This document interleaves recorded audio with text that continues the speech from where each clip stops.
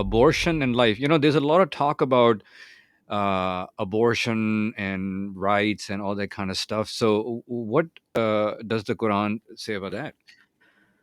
I mean, the fundamental edict, directive, command of God is do not kill a soul except with the truth.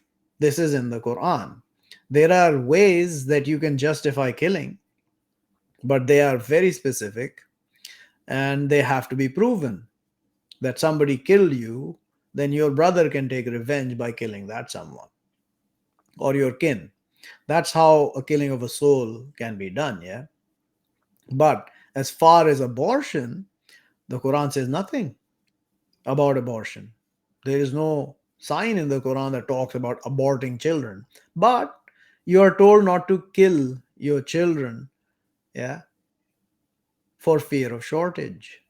Don't kill them because the angels sustain them and us. God sustains them and us via his angels. Yeah.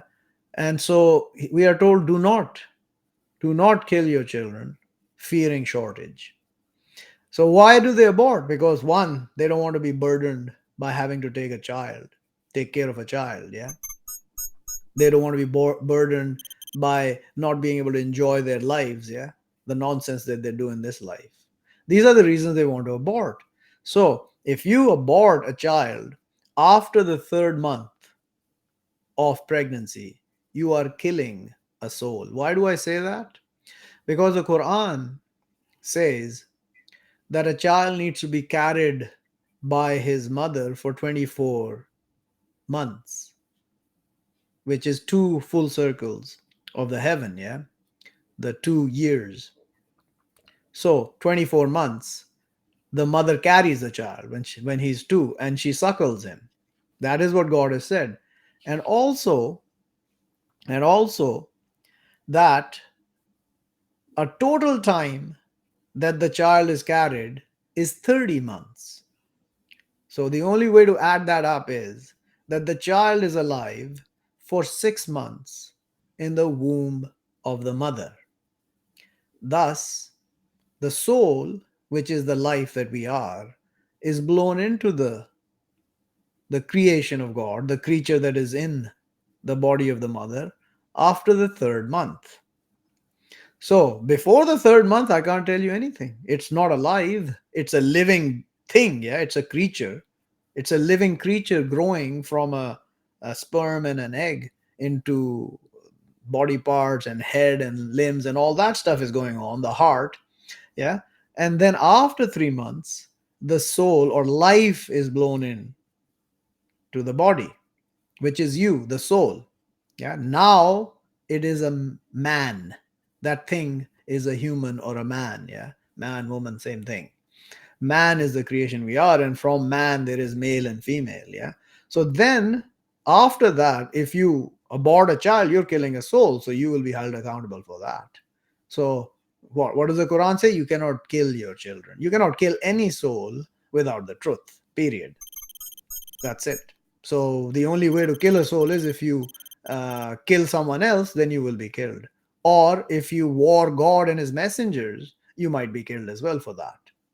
Or crucified, or your hands and feet will be cut, or you'll be exiled from the earth. So those are the things that are written. There are very few places where the Quran allows killing of a soul, yeah. And it has to be justified and clarified. You can't just go kill people just because you feel like it. Oh, I think he did this and that's why I'm gonna go kill him, yeah.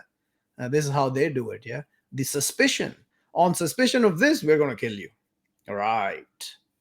Yeah, that doesn't work this way. Yeah. So as far as that, abortion and life together, I've just explained what it is. Life Mm. starts after 3 months of gestation. These people argue about life is at the inception of the sperm and the nonsense. These people have no clue how life exists. Life is all living things are not living beings, yeah, or conscientious or conscious living beings. There are certain living things which are not conscious, do not have a conscience, do not have a soul, are not above a line of conscientiousness or consciousness that is considered as alive, yeah. Most of the animals are like that. They're not uh, living beings. They're not considered as living things, like as far as the consciousness is concerned. There are many animals that are, like the birds, the fish, the cow. They are conscious beings, like man. And the heaven and the earth are conscious beings. They're alive, they're living. They're living beings with their souls, however that works. I don't know. You can ask God when you meet him. And the angels are also living beings. They all have souls. So this concept of soul, which they have lost, is very important to understand which is a conscious living being. We are conscious living beings, men, and so are demons, and the angels are higher than conscious. They are angels, but they are also conscious, obviously, but they're a much higher level of consciousness, and they're called angels. Malak, which is also used, the word for king is malak as well, and the angel is also malak. So you have to figure out in the Quran where it's referring to the angels and where it's referring to just the kings on the earth, which are morons, most of them, yeah, except people like David and Solomon. Anyway, that's all I got to say about that one, man. Let's move on to the All next. right. Their abortion rights and all this is complete